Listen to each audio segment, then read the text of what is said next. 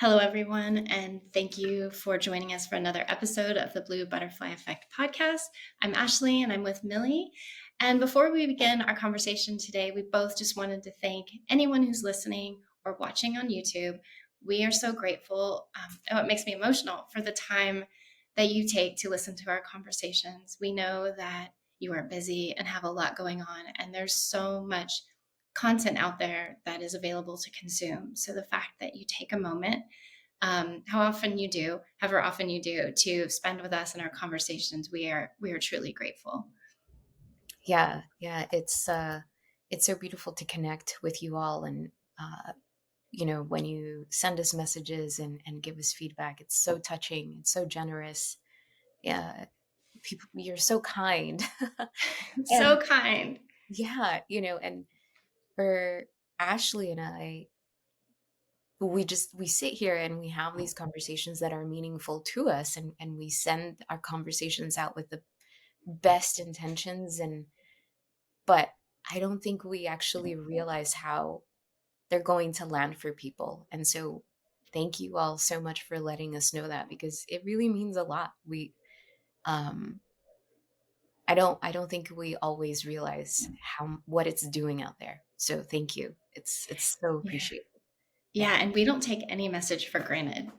No.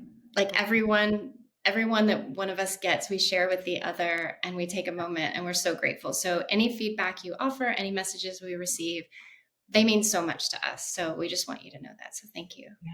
Thank you. Thank you. Yeah. So today we thought we would talk about lessons we learned this year. Each of us, we learned different things, probably some similar things.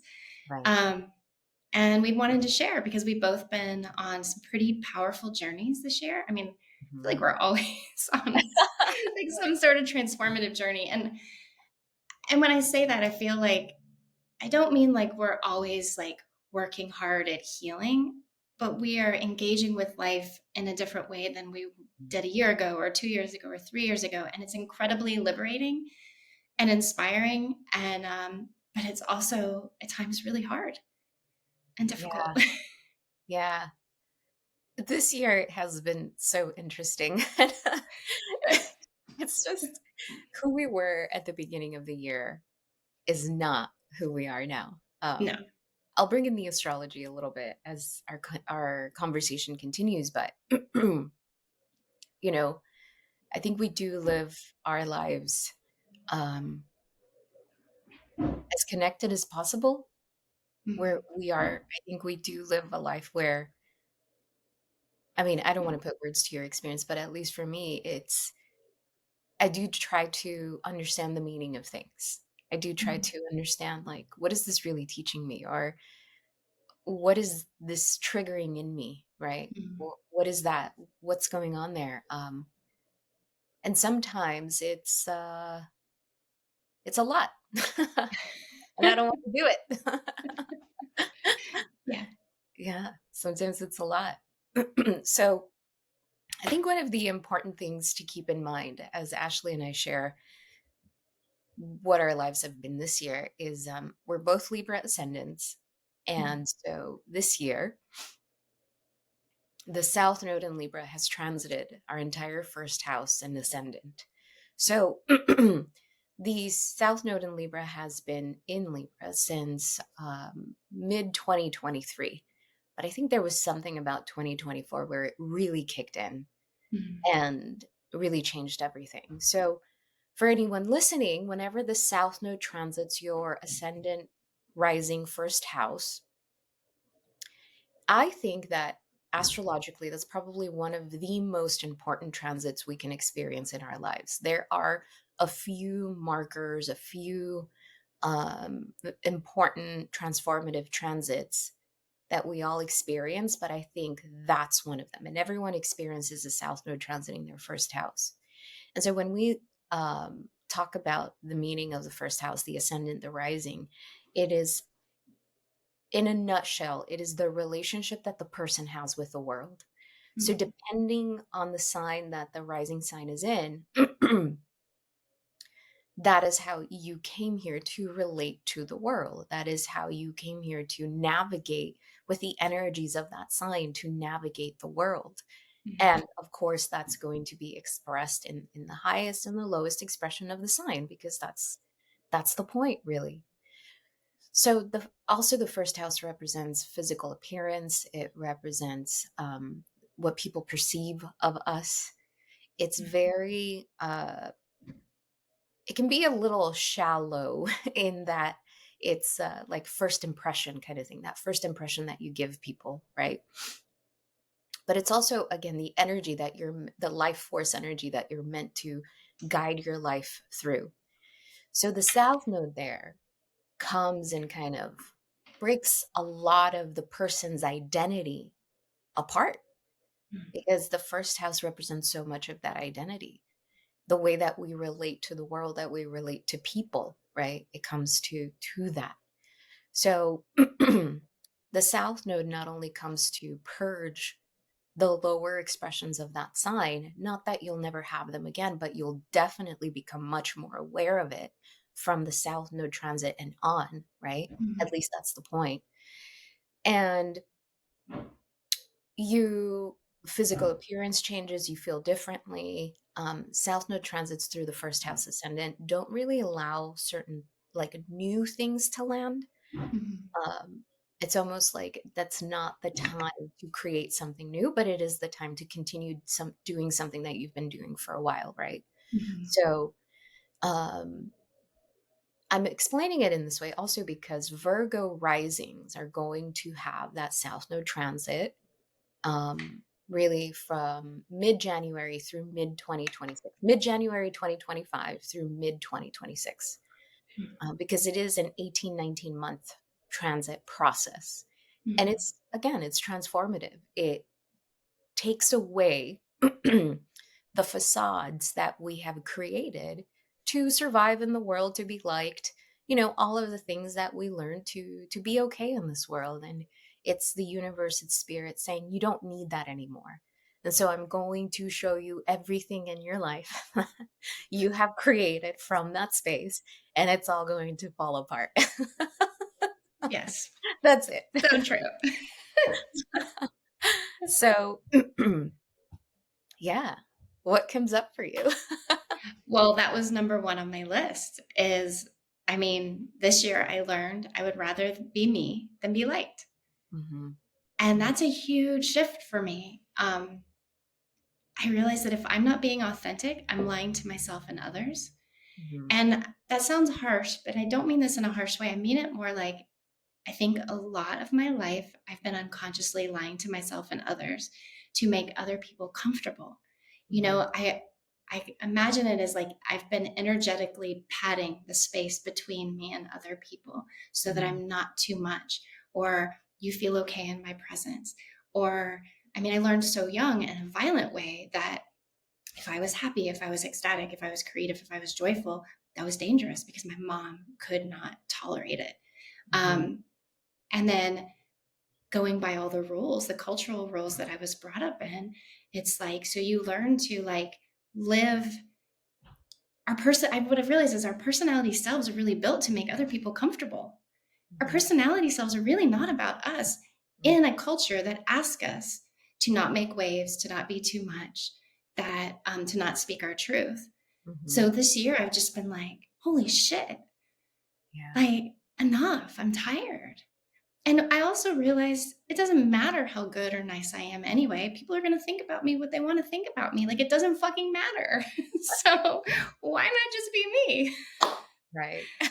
So I'm really learning to be with being me and being honest about me. And that feels kind of new and incredible. It used to feel like I was afraid of it, like death, but Mhm. now it feels really good. Mhm. Yeah. Oh my gosh, that's such a good point. Like being afraid of it like death. Yeah. You're describing, right, very Libra rising traits, Mhm. because a Libra will always have this energy of like wanting to, keep things peaceful, right? Minding another, right? Yes. But in its lowest expression, it's usually at the detriment of the self, at the detriment of the most honest and genuine expression. Codependent. Libra is lower expression is codependent. 1,000%. 1,000%. Can I ask, what did you realize? Like, in what ways did you realize that you were doing that? Like, what did you feel you weren't allowed to do as Ashley in order to keep those relationships? I think it was more energetically containing my energy Hmm. and like always being mindful of the things I said and not wanting to upset. And, you know, there's a part of me that's been pretty authentic, and then but it's really the energetic exchange of like containing my energy. And I Hmm. think like not wanting to be, if I'm being honest, like expansive in my enthusiasm or excitement or feeling inspired or creative or wanting to share, like not wanting to be too big energetically or too bright. Hmm. That felt very unsafe to me. Like, what if I feel good about myself? Then what happens then? And that felt like death. Hmm. So there's this part of me that's like, fuck it. I don't care. Because Hmm. if I feel shitty, it's not fun. If I feel good, like how people are going to do what they're going to do. It really is not about me. So I think I feel like my body right now is learning to be with more expansiveness, like Hmm. to be with like this desire to be a bit bigger and not be the wallflower or the shy one, but and then also like to not like engage in social situations that I don't want to engage in. Right. Like not to just try to be nice, but to be real. Right. Yeah. Yeah. I think that's so important. I mean, as a Libra ascendant, I think we have this feeling of just making sure that the other is okay. And it's just such a natural thing, and it's everywhere all the time, and that's Well, exhausting. that's it. Always like that's the energetic feeling of like, are you tendrils of like, are you okay? Let me even energetically hold you. Let me soften this moment for you. Do you feel loved? That's Mhm. perfect way to put it. Right. And that's just, it's draining in so many ways. And I think what you also come to realize is people are not really asking for that. Not only is it not your responsibility to do it, people are not really asking for it. Right. I think what the South Node does, it's like it lifts this veil of Mm, this is the shit that you've been doing and this is what it looks like. These are the, consequences of it, the outcome of it, right? For mm, everyone involved. Um, for me, it happened with my family mostly. mm, Just realizing, oh my God, I I only play a role in your life. Like I have a very specific role for mm, each one of you.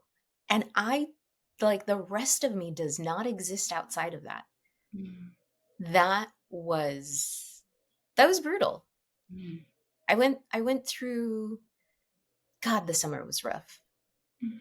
The summer felt like death. you Yeah. know, I mean, I can somewhat laugh about it now, but it was horrible. It was Mm, horrible to have that veil lifted and realize I have catered or, just created certain relationships in that way where I only fulfill a certain role, and when I have something different to say about it, like right. I'm a selfish bitch, you got to be fucking kidding me. Right. When you change the rules. Yeah. Mm, And I think that it has been so much about that changing, like you change the rules and you realize, oh, people only see me a certain way. It's right. really, I think it's something that I'm still kind of moving through. Like you kind of have to go, you kind of have to remind yourself, like, yes, this is real. Yes, you're only seen a certain way. Yeah. Yes, and you're not crazy and you're not Right. being too much. And it's Mm, okay to create the boundaries and it's okay to be honest, right? Um, Yeah, I think it explained a lot of the reasons why I would get so much pushback or punishment, and not just in family, but just from people in general. Punishment and Mhm. an ugly ick, behavior from people, even when I was a child, because I think that there is there is this transparency about me, and I can be very direct, and in my mind, it's just I'm just saying what I'm seeing. Right. You know what I mean? But how that hits people, and what Libra risings do is if it hits someone a certain way, then you're like, "Oh, what did I do? What did I?" Right. Right? Right. Yeah. Mhm. That's so hard because you're changing the rules of engagement Right. and people get mad about that. Right. Even though you're being more authentic and more honest to Mhm. yourself. Mhm. Um, and you said like you're very direct and honest. And what I've learned is like people struggle with honesty. Yeah. People struggle with truth. Like they Mm. say they want it, Right. but I want everyone to ask themselves, like what is our relationship to honesty and truth with Mhm. ourselves and with each other? Mm. Because I see so often we're willing to pretend or say the easier thing rather than say the honest thing. Yeah. And I found me like knowing someone was struggling and not wanting to be honest with them because I didn't want to hurt their feelings or add to their struggle Mm. actually created more struggle and was very destructive to the friendship. And I was just like, oh, I should have addressed this sooner. Mhm. And in your situation with family, it's so hard, but so brave. Mm. It takes Yeah. a lot to stand in the face of like a family dynamic and being willing to change it. That Mhm. is not easy. No, it changed everything. Hmm. It changed everything. Yeah. Your relationships, like now, how do you find, like, what is your experience about how people engage with you? It's so interesting because they feel like they have to tread lightly, you know? That And makes me so mad. right. This is the thing. Now people act like they're walking on eggshells around the truth teller. Right. Right. It's like, It's like, I'm so yeah, sorry. right. No, that's you. But the Right. difference is I know that now, Yeah. right? I know that now. Like I've done enough work. I have enough understanding of really human behavior and Yeah. how, and why we do the things we do, and how we manipulate in ways we don't even realize just we're manipulating, right? And how people do that to Mhm. keep themselves safe. And so to have that understanding, I'm very grateful because it allows me to not take things personally. Like there's really this feeling of like, that's not me. That's not Yeah. on me. If you feel you have to walk on, if you feel you have to walk on eggshells, or you feel you have to tread lightly, that's because you don't know who you are. You don't have conviction around what you believe in. Yes. That's not on me, right? Yes. And I can say that now with certainty. One, realizing, again, there's always been a part of me that has had a lot of conviction in the shit that I see, but because of the pushback and again the punishment, I felt so much of my life like, am I wrong? Am I just an Right. asshole? Am I Mhm. just this? And it's like, no, I'm not.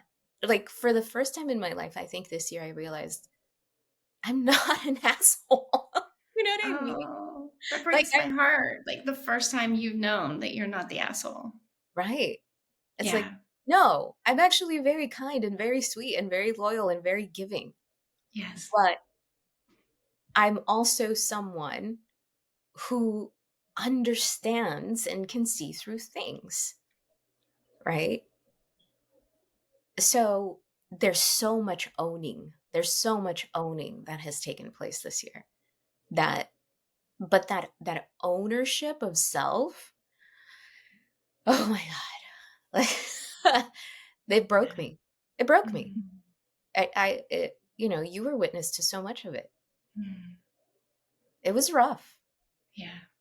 It was hard. Yeah. Well, like to recognize you're not the asshole, you walk through a very dark space of, well, I'll speak for myself. Yeah. You walk through a dark space of being, when you're faced with, I don't think the old story is true, like I'm bad or an asshole.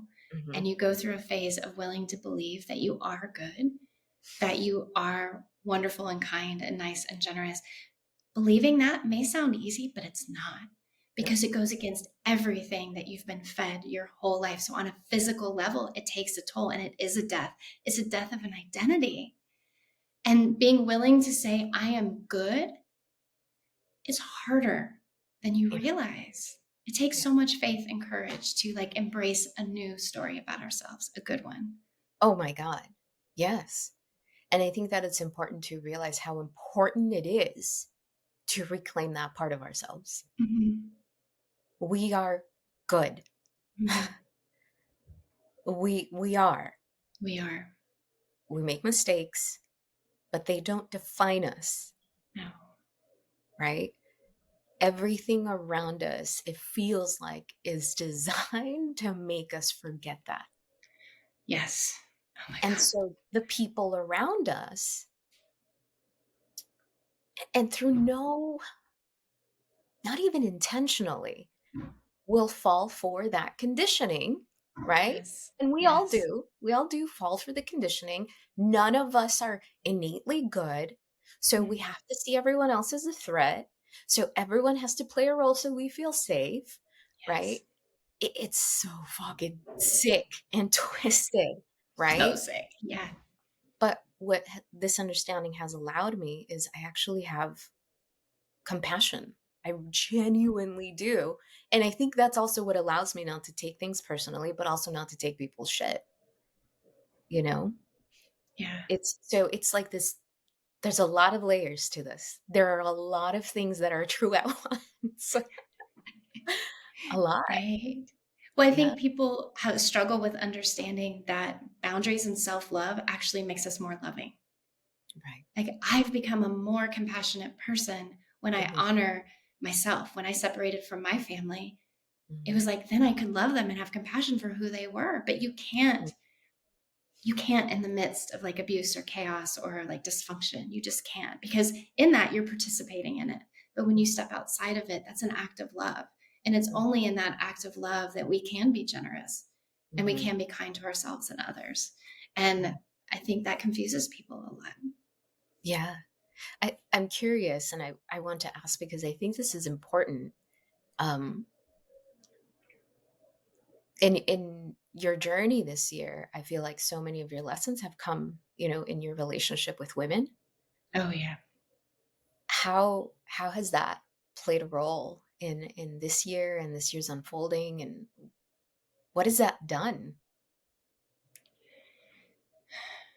You know, it's made me realize like what healthy relationship can and does feel like. Hmm. Um, and it's made me understand the temporary nature. Let me say this. I think with romantic relationships, we allow them to be temporary. Sometimes, like we can know we might date different people and then we might find a partner, But I even think our expectations of romantic relationships. But I think with friendships, there's an expectation that friendships are supposed to last Hmm. forever. And I Hmm. really understood this year that relationships can be temporary, that they come into our life and they're our teachers.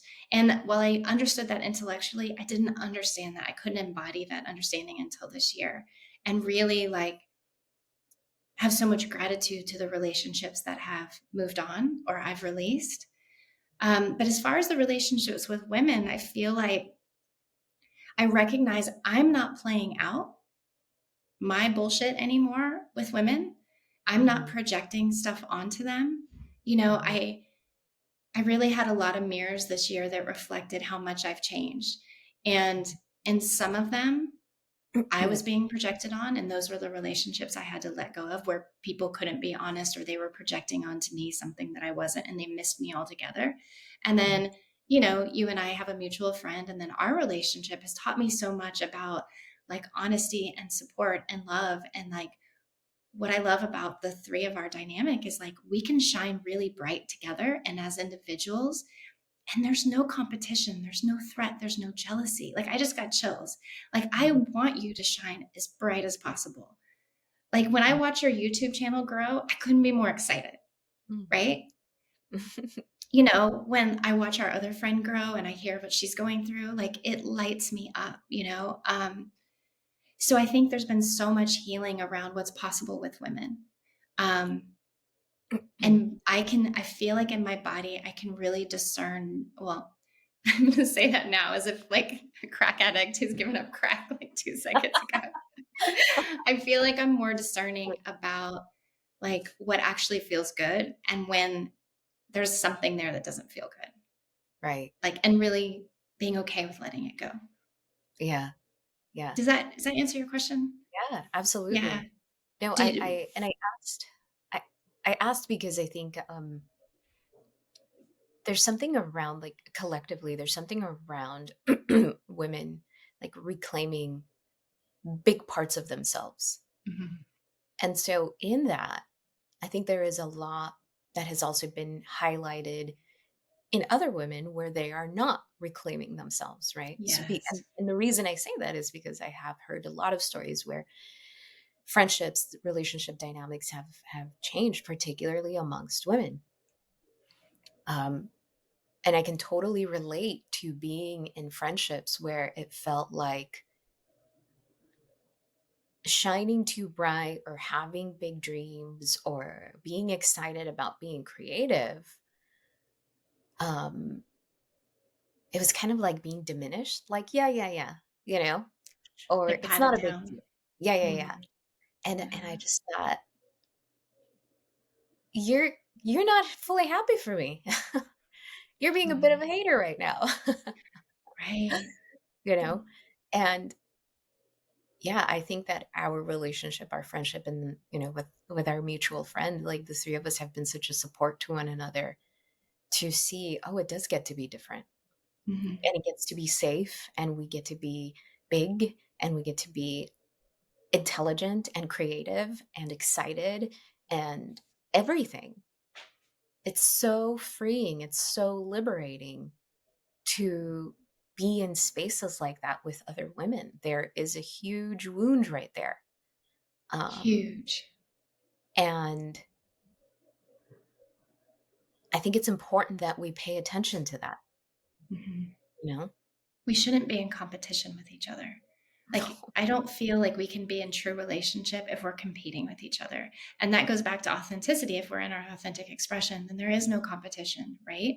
Mhm. Um, the thing that was really eye-opening for me, and Lara reflected it, but you and our friend Patsy, Mhm. shout out, we love you. Yeah.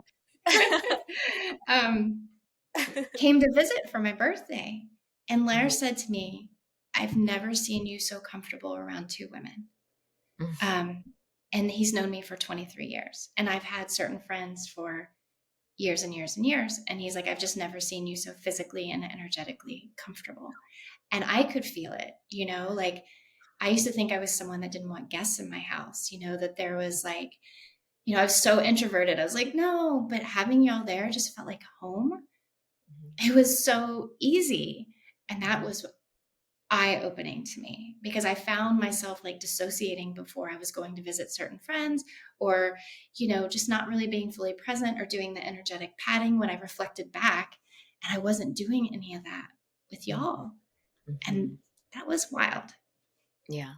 That makes me so emotional as you share that because, um, I feel like I had a similar experience in my connection with you and Patsy. Like there was Mm-hmm. something profound that was healed in my connection to women, you know? Mm-hmm. Just for the three of us to just be able to be and laugh and be joyful and feel supported and feel unconditionally loved and held. I mean, that's incredibly healing. And I think Mm-hmm. one of the things we need to keep in mind is this is what the universe does, right? It will show you where something is not clicking with certain people or where something is dishonest or ingenuous or inauthentic. And if you Yeah. take the leap to, because it is courageous, right? It does Mm-hmm. require a lot from someone to say, this feels inauthentic. And this Mm-hmm. is why, right? Mm-hmm. To do that, to confront it, the universe really on the other side says, And this is what it gets to look like. And Yeah. this is what you get to have. Mhm. And I think that if there is any lesson I've had this year, it's that. And it's been around relationships. When you Mhm. don't tolerate that, this is what you get. This is what happens on the other side. Right. And so I say that because a lot of times we're afraid to confront because we're afraid of losing people. And I get that. I get Mhm. that. My inner little girl was afraid a huge part of this year because she thought mom wasn't going to love her anymore. Right. Wow. Yeah. But on the other side of it, it was like, no, like I've got me. I've got that little girl. It's Mhm. okay. So navigating difficulty in relationships is so it's one of the more difficult journeys I think in our life, Yeah. but it is also the most rewarding on the other side because what you're Yes. saying to yourself is I deserve to be Yes. around people who love me for who I am. Yes. I mean, Yes. it's so simple and so Yes. not. It's so beautiful when you say it, and it is so complicated. Right. And, you know, I think people can think of, well, you're someone that cuts people off or cuts people out. You know, when that language is reflected back to me, it makes me very upset because there's a difference between letting go and releasing what no longer serves Right. me. As my therapist says, love brings of those of us together who are meant to be together, and love Mhm. separates those of us who are not. And I Mhm. really understand that. Like, if I love myself, then that might create a separation between you and me, not you, but someone else and me, Mhm. and that's okay.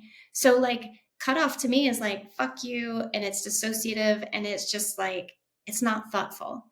My Right. separation or release of relationships is very thoughtful. There's always an attempt at repair, there's always an attempt in a different kind of conversation. But when our conversation can't be connective or honest, then I have to move on. When it feels like the relationship is causing more harm, then I'm out. But not from a fuck you. It's just like, peace be with you. I'm moving on. Right.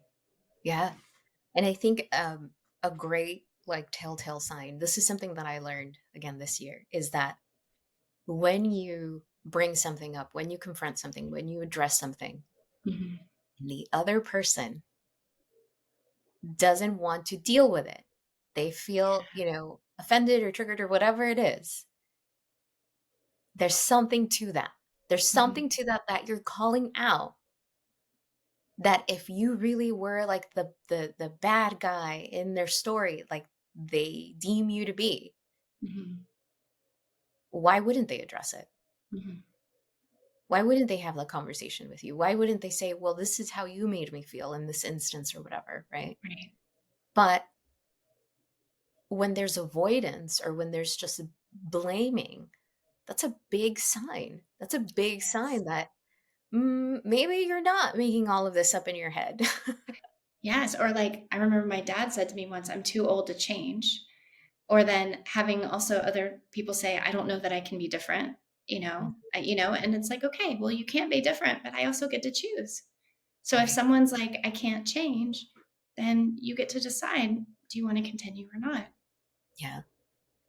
I think it's also important to note that the shifts in relationships have created a shift in how we see ourselves, which is how we Yes. see ourselves, how we show up in the world, the things that we are now willing to do, willing to be, willing to say, willing to think of ourselves. I think that's one of the things that I realized as relationships shifted. I realized, oh my God, there has been like this weight on me that didn't allow me to fully flourish, that didn't allow me Mm. to fully express or fully be out in the world. And I think I'm still learning to do that. Yeah. That was really big. And that brought me sadness. Mm. That didn't feel great Mm. because there was so much of my light that was dimmed Yes. because whether I realized it or not, I was like keeping it together for certain people in my life. Or the Mm. belief had been so ingrained in me that I felt like I can't shine too bright because I'm going to be attacked. I'm going to be punished. I'm going to be, all of these things. And I want to ask you, how has the shift in your relationships uh, shifted your relationship to your creativity and to your expression and to your work and just in other parts of your life? Well, I was going to actually ask you real quick. Okay. You said it's hard, but I'm wondering how you're feeling about being in your light, being in that expression. Like, Yeah. is it getting easier? Like you said, I'm still learning, but what are you noticing? What are the more challenging aspects, and are there any easier aspects? Yeah. When I was a little girl, I was very expressive, like Mm, very creative, very, I have a moon in Leo, right? So I remember just being like, having like this quality of like a spotlight on me and wanting to perform and wanting to create and wanting mm, to stand out and write or act or dance, or there was always something going on. And when I think about that little girl, I think, oh my God, she was just being herself, right? yeah. Mm, just being herself. And somewhere along the way, that was just dimmed because there were enough people around me that for some reason said I couldn't do that. I couldn't be that, Mm, right? It was too much. It was too bright. And I lost a lot of that mm, for a big part of my life. A mm. big part of my life. And so to reclaim that now, I think there's still a part of me that feels like, well, what if I'm attacked, or what if, just these weird thoughts. Like, what does that even mean, right? Mhm. If I shine too bright, what if I'm attacked? And I've asked myself, like, what does that look like? Like, what do you Right, mean? Right? right. And so I think I'm just allowing myself more to just say what's on my mind even more. Um, I think I'm allowing myself to be more creative, um, to be more authentic in my relationships. Um, I want to be more creative. I want to be more of that little girl. Like, I remember feeling that my entire world in my head was like a stage, you Mhm. know, and I was playing different characters and I was acting and it was fun and I used my imagination a lot. I used to write a lot as a little girl. Um, I'm really trying to reclaim as much of myself as possible, especially in my creative expression. Um, I think I've held back a lot, Mm. and you're right. Actually, you mentioned this before we started the episode. Um, this podcast has been incredibly healing for that creative expression, right? Yeah. Feeling like that I'm allowed to say something, right? It's not even like I have the authority or that I'm an expert. No, it's just expressing and having conversations, right? Mhm. To think that I even have the right to do that. And I think that that's why the podcast has felt so safe with you and I, because we didn't show our faces for a long time, right? We just Right. started YouTube like a few weeks ago, Mhm. but that felt too big Oh, initially. Like, that too wasn't big. even a thought. Yeah. Mhm. I started my YouTube channel with Astro Consciousness this year, but that has been a thought in my mind for 10 years, right? Right. But that what I was convinced about was, who am I? Who am I to express so much? Who am I to share so much? Who am I to be on camera? Like, who am I? Like, that's how Mhm. the world made me feel. That's how people in my life throughout my life made me feel. And there's something cruel in that because I was a little girl. I was very young, right? It's so cruel. Yeah. And then in my 20s, it was like with catty women and, inauthentic friendships where I would sense jealousy. So I would dim my light, right? It does something to you where you begin to believe it, whether you realize it or not, That puts you you in a know? cage. Yeah. And Yeah. then the cage becomes your own making because you're so afraid to be Mhm. yourself of what might happen. Yeah. So There's little, I mean, big cuts and little cuts. That's just what I'm hearing is like this energetic cuts, actual cuts, you know, just like this messaging all the time. So for you to finding that flow and finding that authentic expression and embracing that little girl is so beautiful that you're coming back to her. yeah, thank you. You know, I I believe that we are given the placements we're given because that's what's going to support our expression in this world. And a moon in Leo is a creative moon. Mm-hmm. And the moon represents what feeds our soul, what makes us feel emotionally safe. And for me to not create, to not be out there sharing and expressing my light is really death to my soul. And a disservice to all of us. Right, right. I'm saying it in this way because to be able to say these words out loud and to be okay with saying these words out loud, Yes. there's still a little bit of me who says, like, who do you think you are? Right. But I Mm-hmm. realized, no, that's God didn't give me a moon in Leo for nothing. No, no. No, the moon in Leo here has a purpose. And I Mm-hmm. know that. But the moon in Leo shines. It shines without trying. Yes. It just does. Right. Mm-hmm. And so you have to, like, I have to understand that it did something to people when I was very young. And I just think of that little girl and I'm like, man, she was powerful. She had so much light, Yes. Yes. but she was a little girl. She didn't know, Mm-hmm. you know? And now mama's not putting up with anyone's bullshit. Yes, it's completely celebrating you. And I think we need to check ourselves when people shine bright and we get uncomfortable. That's about Right. us, not about that person. It's time Hmm. to check ourselves and Hmm. see like what story we're telling that it means about us because we're doing so much harm. It may be Yes. unspoken harm, but often spoken.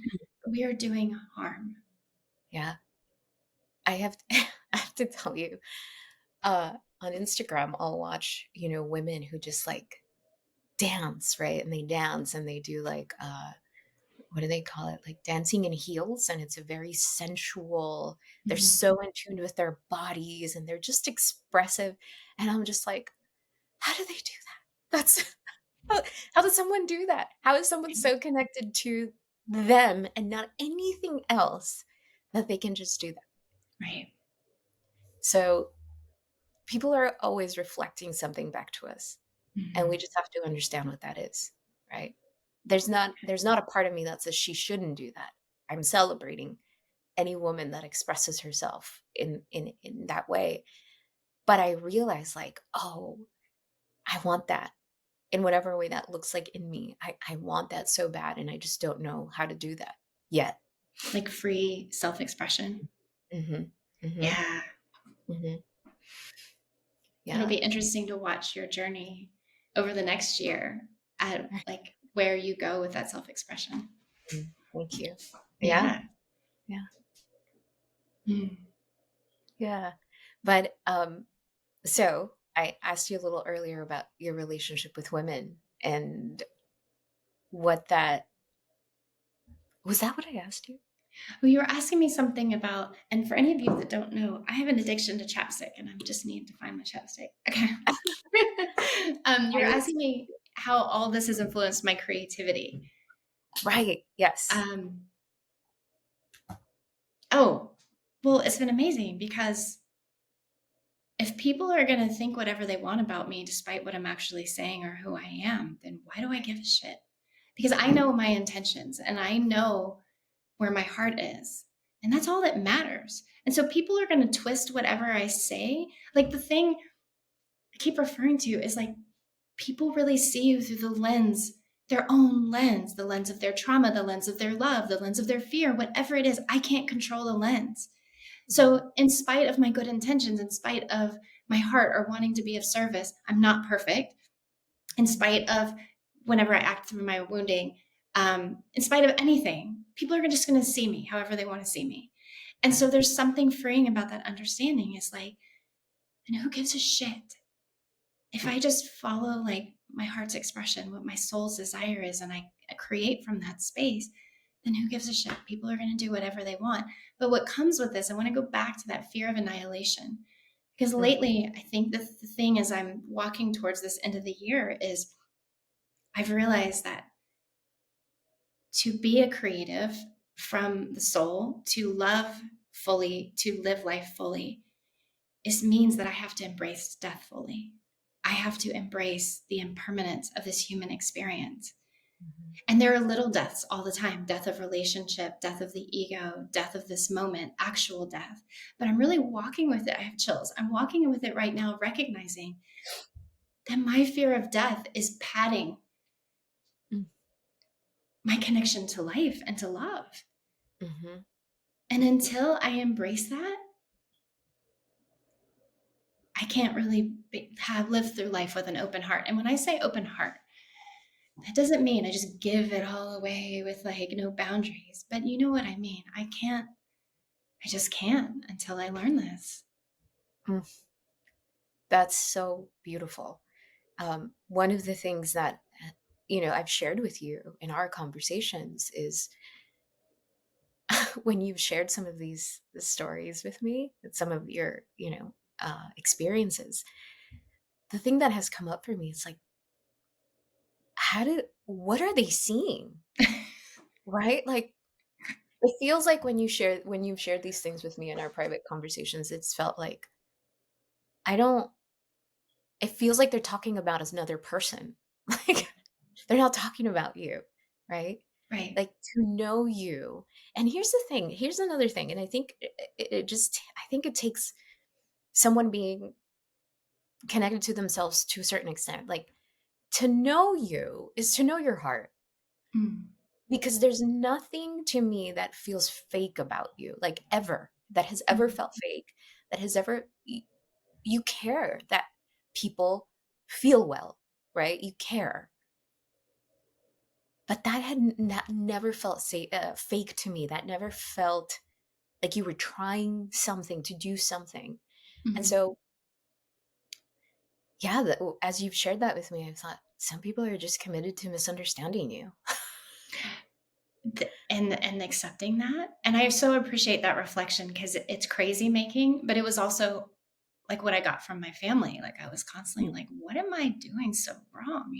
It was like, you know, it was wild. And, I've had to even say to Lair, like, am I that hard to live with? Like, is there something going on? But what I realize is people either see your light and can welcome it, or they don't. They can either receive you or they can't. And it's not really based on me so much. I mean, sometimes, like if we're dysfunctional and wounded and hurting people, but Right. ultimately it goes back to the other person often. Right. So I'm sitting with this. What have I been afraid of? And I recognize that ultimately everything boils down to death. I have intrusive thoughts about death all the time. I was driving across a bridge the other day. What if the bridge crumbles? What if this happens? What if that happens? And I was like, wow. And I think that's a common experience in life, is to wrestle with death or try to understand it. And then also coming into this world, I almost died. And so I feel like I'm confronting this real part of me that has been, just afraid of that, and also living with a volatile, violent parent that felt like possible death all the time. So I'm just bracing myself. And I'm like, I'm tired. I'm so tired. So tired Right. of being afraid. I'm tired of bracing for, that death of a relationship or the death of this moment. I want to live with an open heart. I want to love more fully. I want to live life. I want to create and express more fully. And I don't want my fear of that perceived death to influence it in that way. And this doesn't mean I won't ever feel afraid. It just means that I'm embracing it as a part of life, that life is impermanent. The thing that is permanent is my soul, you know? Yeah. Can I share a little bit about your chart? Yeah. Is that okay? Yeah. So, not only are you a Libra rising, but you have Pluto right on the rising ascendant, right? Mm-hmm. So remember, the rising ascendant represents the relationship that we have to life. Mm. With Pluto, the planet of death, transformation, and rebirth, right there, there is this experience with the person that carries out of the fear of death in some Mm. way, shape, or It's so form. validating. Yeah. But the point, the evolution, the soul evolutionary lesson of having a Pluto on the ascendant is everything you just explained. Mm. Is the acceptance of everything is impermanent. There is a death, life, a human life is a process of death and rebirth, Mm. right? So knowing that, how am I going to choose to live this life? There is such an finite understanding, like it's a very concerted understanding, concentrated understanding of the impermanence of life when someone has Pluto very strong in their chart. And this is the point, to get to a point where you say, fuck it, Mm. we're all gonna die. We're all gonna You die. know what I mean? And it really is that. When it comes to Pluto energy, it really is that. We're all gonna die. Mm. It's all going to end at some point. Like it, and to not see it that way, to not appreciate it in that way, is to not fulfill the fullest expression of who you came here to be. And not from a gloom and doom place, right? Not from a place of like, well, everything's gonna end, so why even try? No, it's the opposite. The opposite. Everything's gonna end, so do So it. everything is more precious, Yes, right? that's what I'm feeling. Yes. Like even in my pattern, the astrological app I use, it Mhm. says exactly what you just said, and it's like life over and over again. You will have build something up, and then there'll be an ending to that, you know. And as my family, I said I'm moving to Costa Rica, and someone said, "Is everyone going with you?" Like they were really concerned that something had happened between Blair and I, or we Yeah. are all moving to Costa Rica. Haven't talked a lot about it. More to Yeah. come. We're leaving in 2 weeks. Oh my gosh. Yeah. But there's this feeling of like an ending to this life I've created here. And it just kind of feels like, and we're Mhm. starting anew. And my life has been so many and start anew, start anew. And that is Pluto. Yep. So it's interesting in my lived human experience to have confronted death in my birth with living with my mother, my own suicidal ideation, and then now like the metaphorical death of everything and the real death of everything. um it's really just validating that the spiritual and the lived experience is this constant death and rebirth. And so I feel like I'm being birthed again, Yeah. and Yeah. it feels kind of awesome. I'm like, this time feels good. Right. Yeah. Yeah, There's and a it's lot so freeing. there's a What? lot more awareness, there's a lot more intention, you Yeah. know? But I think that that comes with allowing yourself a lot of freedom, a lot of liberation, Yeah. you know? I think one of the things that I reclaimed for myself this year was the word God. Mm. Um, because I feel like the word has, over time, centuries, has just been molded to fit a religious narrative. Yes. And so a lot of us reject it for that reason, Mm. right? And so for me, it has become this feeling of like, no, I, for as long as I can remember, I have always felt God. And in different ways. I remember as a little girl, that was a thing. That was a thing for me. Like I didn't know what that was, but I knew that I felt God, and I knew that when I called on to God, I would feel God, Mm. right? And this year I realized, no, there's something powerful about that word that just resonates with my heart. Mm.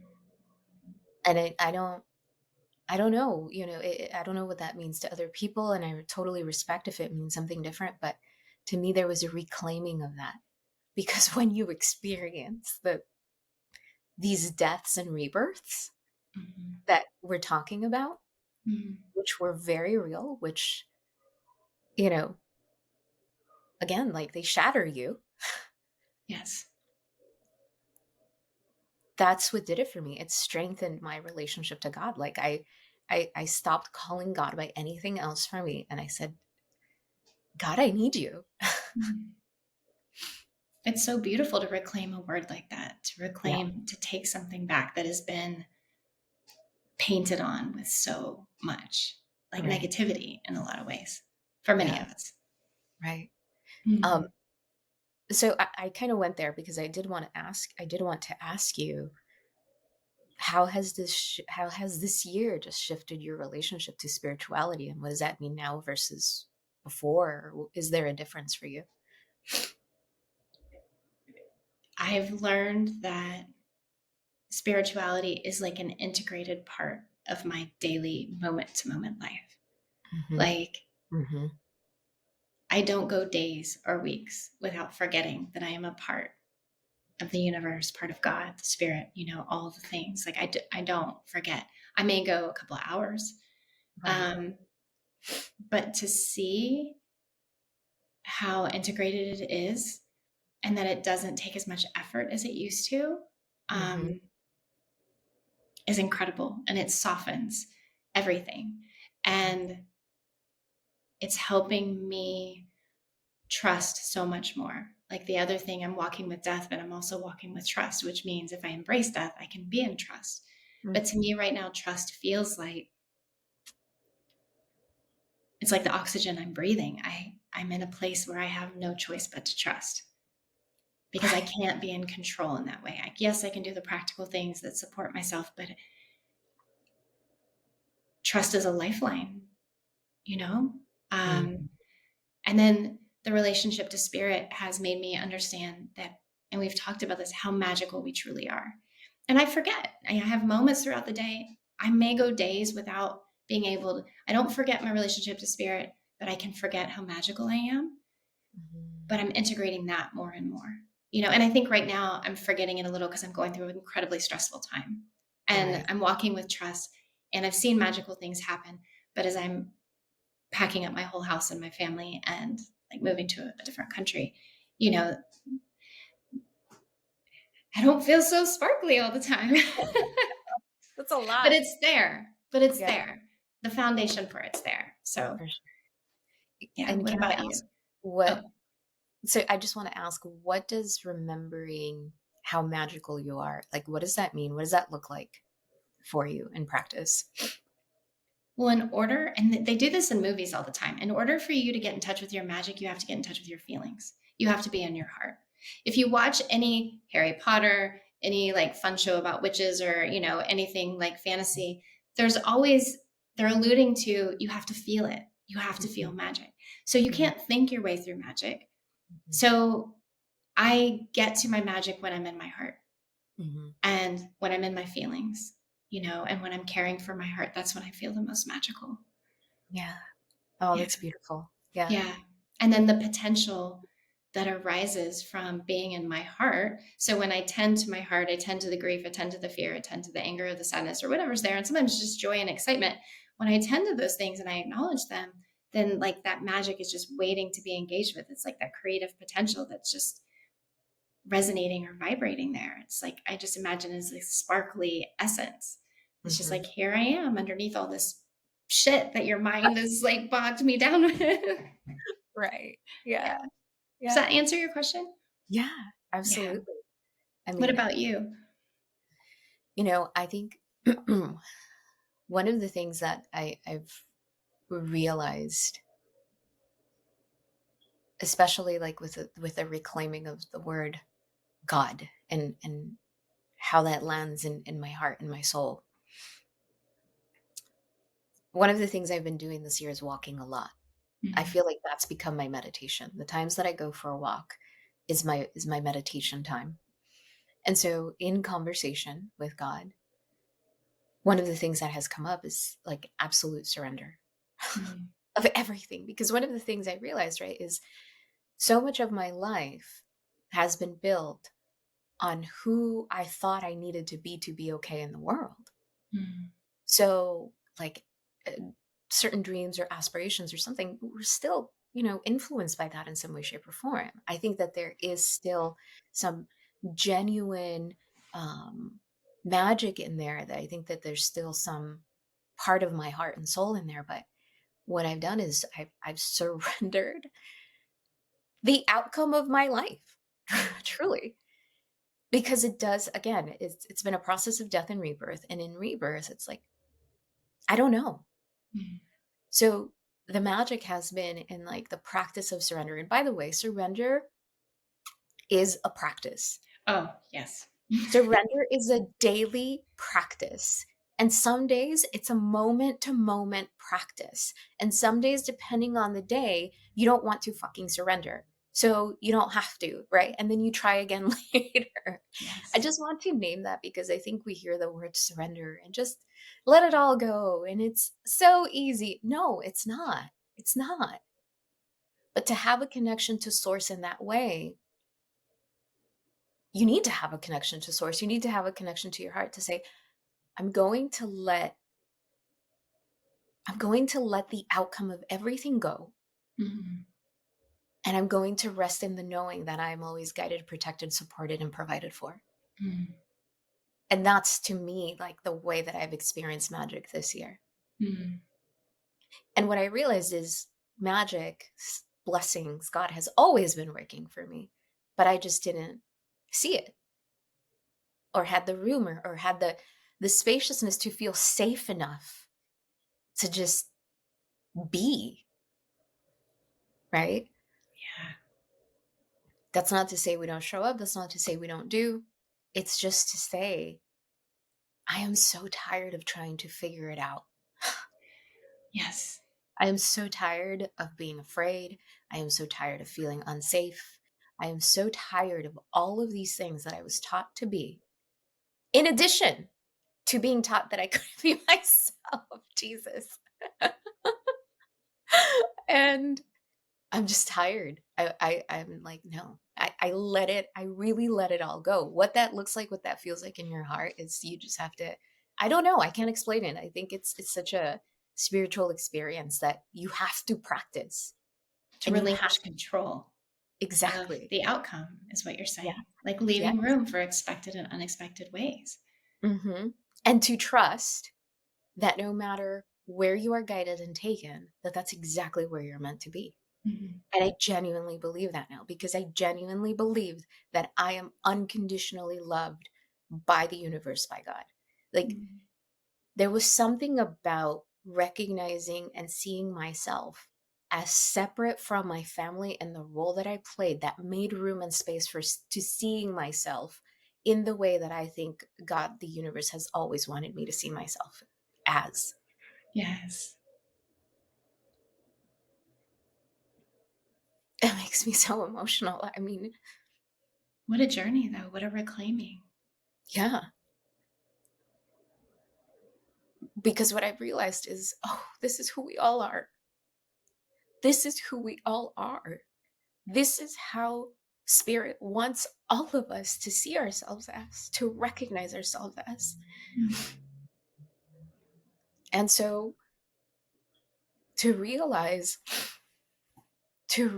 how important that is I recognize, oh, there's nothing more important in my life than this understanding.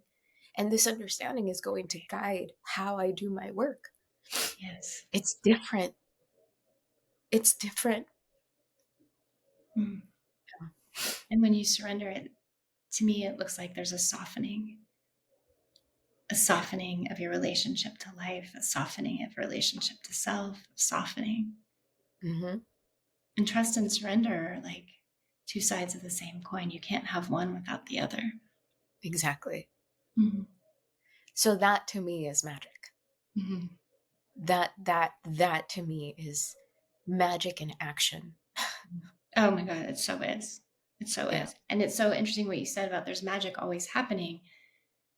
And then when we get to that place where we know that we are loved, where we have a relationship to ourselves and understand our potential and our relationship to the universe, that magic multiplies. Mm-hmm. It's just Mm-hmm. magnified. Yeah. It's Yeah. so powerful. And It's just life changing. It is. Mm. I know that I'm not the same person. Mm-mm. I know that I am not the same person. And from this moment on, I will continue to evolve and grow as this new version of Mildred, right? Yeah. Whatever that looks like. But the difference now, I think, is I allow myself to grow from the space of where my heart wants me to grow from. Mm. Again, that's a daily practice Yes. because we live in a world that is distracting, that is telling us that something outside of us is better, that we should be anywhere but where we are in the present moment. So I say this because I have these I have this profound understanding. I've had these profound experiences and I'm still human. We So were designed to forget very exactly. quickly. Very quickly. Very quickly. And so, what I've noticed also, this is so many of my habits and in the way that I live my daily life has also changed very naturally, too. Like with that identity, so many habits also died. Thank God. I'm so, sometimes we try to change our habits. Like we tried to like set alarms for things or do a to-do list. And at least that's the way that I was working. And it's like, no, it's not about that. It's something deeper, Mm. you know? So, yeah.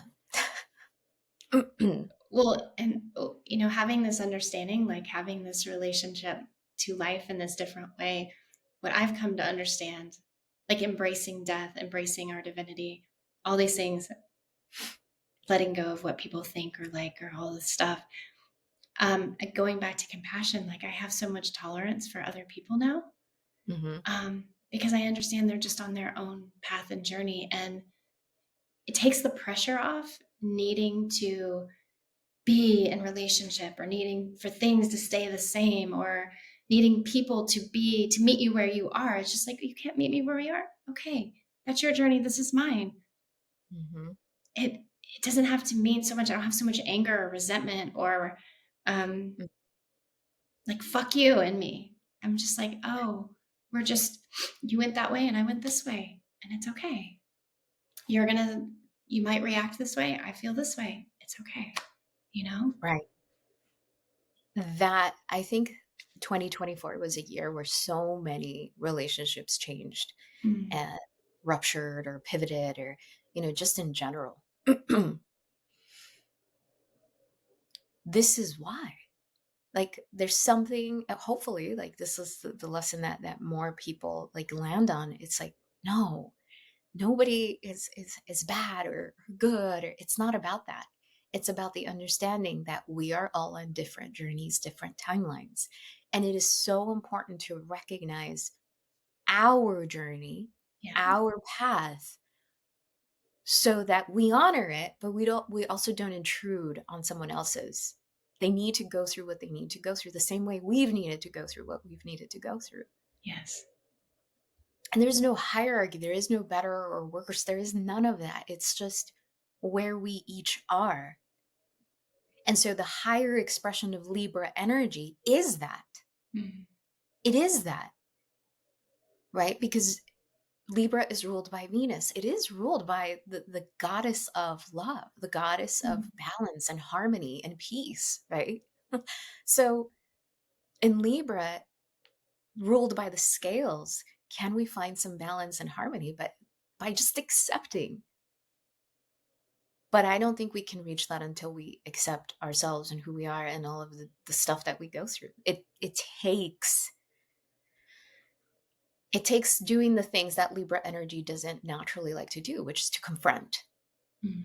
It ultimately just comes back to your relationship to self Mm-hmm. and Mm-hmm. honoring that relationship. Right.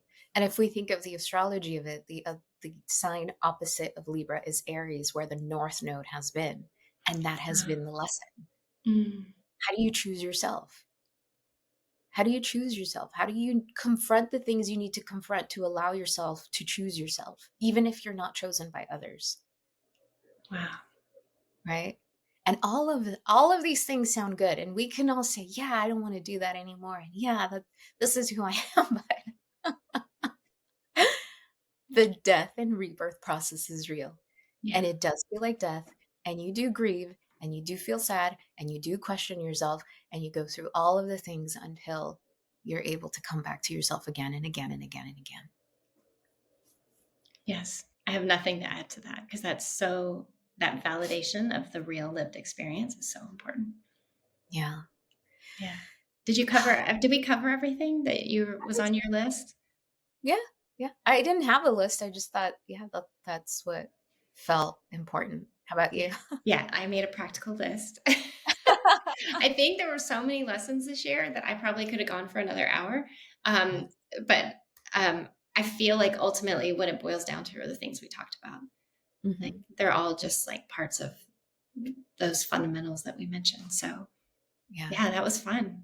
Thank you. That was fun. Yeah. And once again, thank you all for joining us, for listening, for supporting, for your messages. Our conversations are truly soul led, and that's how we're going to continue all of this. Yeah. We're Yeah. so grateful, and I'm grateful for you. Thank you. Yeah. I'm grateful for you as well. Happy Okay. New Year, everyone. So many blessings for 2025. Yeah. And we'll talk to you in 2025. Okay. Bye. Thank you so much for watching. Be sure to hit the like and subscribe button and hit that notification bell to be updated on new videos. Click the video on screen to watch more episodes.